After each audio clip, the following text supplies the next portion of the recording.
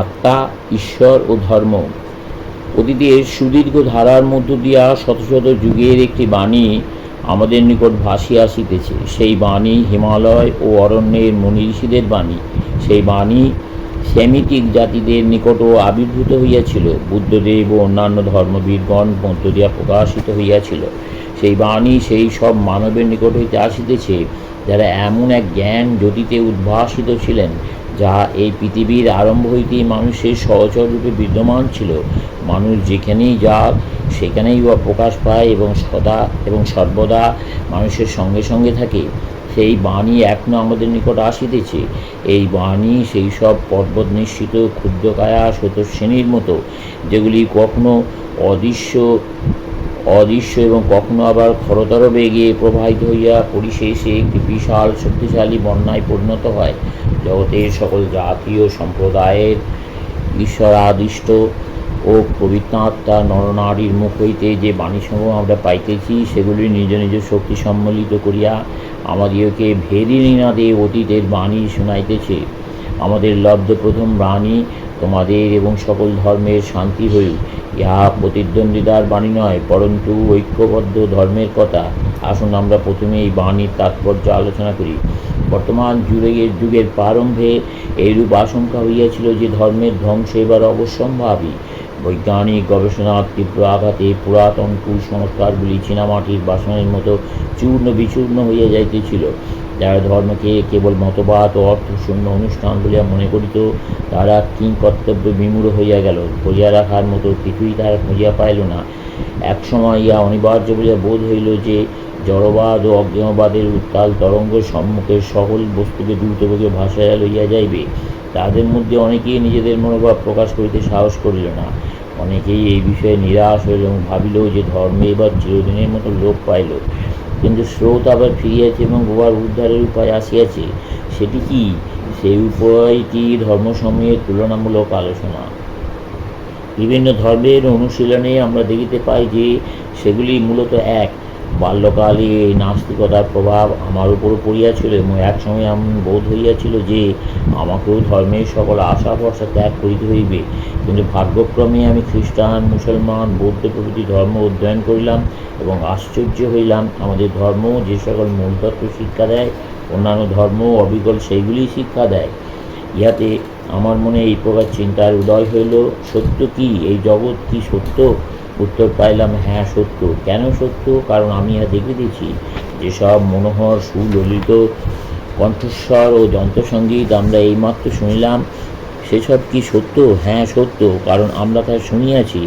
আমরা জানি যে মানুষের একটি শরীর আছে, দুইটি চক্ষু ও দুটি কর্ণ আছে এবং তার একটি আধ্যাত্মিক প্রকৃতিও আছে, যা আমরা দেখিতে পাই না। এই আধ্যাত্মিক বৃত্তের সাহায্যে সে বিভিন্ন ধর্মের অনুশীলনের ফলে বুঝতে পারে যে ভারতের অরণ্য খ্রিস্টানদের দেশে যত ধর্মমত প্রচারিত হইয়াছে, সেগুলি মূলত এক। এর ফলে আমরা এই সত্যেই উপনীত হই যে ধর্ম মানব মনের একটি স্বভাবসিদ্ধ প্রয়োজন। কোনো এক ধর্মকে সত্য বলিতে হইলে অপর ধর্মগুলিকে সত্য বলিয়া মানিতে হয়। দৃষ্টান্তস্বরূপ ধরুন, আমার 6টি আঙুল আছে, কিন্তু অন্য কাহারও ওইরূপ নাই। তাহলে আপনারা বেশ বুঝতে পারেন যে ইহা অস্বাভাবিক। কেবল একটি ধর্ম সত্য আর অন্য ধর্মগুলি মিথ্যা, এই বিতণ্ডার সমাধানে ওই একই যুক্তি প্রদর্শিত হইতে পারে। জগতে মাত্র একটি ধর্ম সত্য বলিলে উহা 6 আঙুল বিশিষ্ট হাতের মতো অস্বাভাবিকই হইবে। সুতরাং দেখা গেল যে একটি ধর্ম সত্য হইলে অপরগুলি অবশ্যই সত্য হইবে। গৌণ অংশগুলি সম্বন্ধে পার্থক্য থাকিলেও মূলত সেগুলি সব এক। যদি আমার 5 আঙুল সত্য হয়, তবে তাহা দ্বারা প্রমাণিত হয় তোমার 5 আঙুলও সত্য। মানুষ যেখানেই থাকুক, তার একটি ধর্মবিশ্বাস থাকবেই। সে তার ধর্মভাবের পরিপুষ্টি করবেই। জগতের বিভিন্ন ধর্ম আলোচনা করিয়া আর একটি সত্য দেখিতে পাওয়া যায় যে আত্মা ও ঈশ্বর সম্বন্ধে ধারণার 3টি বিভিন্ন স্তর আছে। প্রথমত, সকল ধর্মই স্বীকার করে এই নশ্বর শরীর ছাড়া মানুষের আরেকটি অংশ বা অন্য কিছু আছে, যা শরীরের মতো পরিবর্তিত হয় না। তাহা নির্বিকার, শাশ্বত ও অমৃত। কিন্তু পরবর্তী কয়েকটি ধর্মের মতে যদি ইহা সত্য যে আমাদের একটা অংশ অমর, তথাপি কোনো না কোনো সময় ইহার আরম্ভ হইয়াছে। কিন্তু যাহার আরম্ভ আছে, তাহার নাশ অবশ্য আছে। আমাদের অর্থাৎ আমাদের মূল সত্তা আর কখনো আরম্ভ হয় নাই, কখনো অন্ত হইবে না। আমাদের সকলের উপর এই অনন্ত সত্তার উপরে ঈশ্বর পদবাচ্য আরেকজন অনাদি পুরুষ আছেন, যার অন্ত নাই। লোকে জগতের সৃষ্টি ও মানবের আরম্ভের কথা বলিয়া থাকে, কিন্তু জগতের আরম্ভ কথাটির অর্থ শুধু একটি গল্পের আরম্ভ। ইহা দ্বারা কোথাও সমগ্র বিশ্বজগতের আরম্ভ বোঝায় না। সৃষ্টি যে আরম্ভ থাকিতে পারে ইহা অসম্ভব। আদিকাল বলিয়া কোনো কিছুর ধারণা আপনাদের মধ্যে কেউই করিতে পারেন না। যার আরম্ভ আছে তার শেষ আছেই। ভগবদ্ গীতা বলেন, ন তে বাহং জাতু নাশং ন তং নেমে জনাধিপা ন চৈব ন ভবিষ্যাম্য সর্বে বয়মতঃ পরম। অর্থাৎ পূর্বে যে আমি ছিলাম না এমন নয়, তুমি যে ছিলে না এমন নয়, এই নৃপতিগণ যে ছিলেন না তাহাও নয়, আমরা সকলে যে পরে থাকিব না তাহাও নয়। যেখানে সৃষ্টির প্রারম্ভের কথা উল্লেখ আছে, সেখানে কল্পারম্ভেই বুঝিতে হইবে দেহের মৃত্যু আছে, কিন্তু আত্মা চির অমর। আত্মার এই ধারণার সহিত ইহার পূর্ণতা সম্বন্ধে আরও কতগুলি ধারণা আমরা দেখতে পাই। আত্মা স্বয়ং পূর্ণ।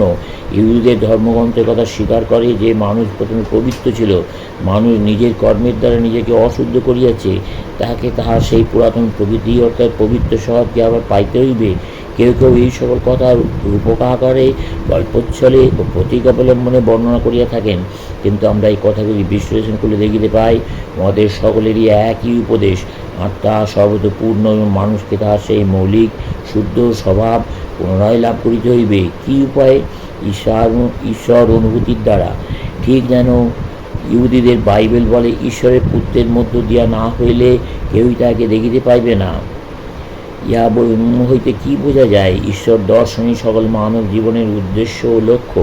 পিতার সহিত এক হইবার পূর্বে পুত্রত্ব অবশ্য আসিবে। মনে রাখিতে হইবে, মানুষ তার নিজ কর্মদোষেই তার শুদ্ধ ভাব হারাইয়াছে। আমরা যে কষ্ট পাই তা আমাদের নিজেদের কর্মফলে।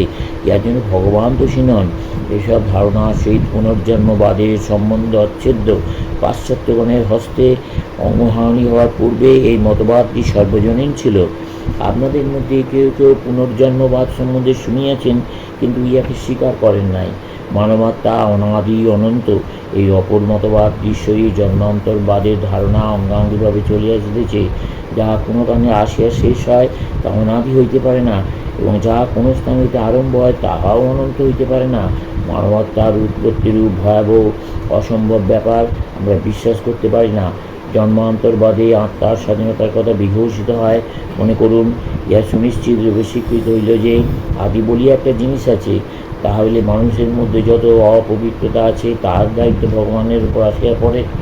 অসীম করুণাময় জগৎপিতা তাহলে সংসারের সমুদায় পাপের জন্য দায়ী? পাপ যদি এইভাবেই আসিয়া থাকে, তাহলে একজন অন্যের অপেক্ষা অধিক দুঃখ ভোগ করবে কেন? যদি অসীম করুণাময় ঈশ্বরের নিকট হইতে যা কিছু সব আসিয়া থাকে, তবে এত পক্ষপাত কেন? কেনই বা লক্ষ লক্ষ লোক পদদলিত হয়? দুর্ভিক্ষ সৃষ্টির জন্য যারা দায়ী নয়, তাহারা কেন অনাহারে মরে? ইহার জন্য দায়ী কে? ইয়াতে মানুষের কোনো হাত না থাকিলে ভগবানকেই নিশ্চিত রূপে দায়ী করতে হয়।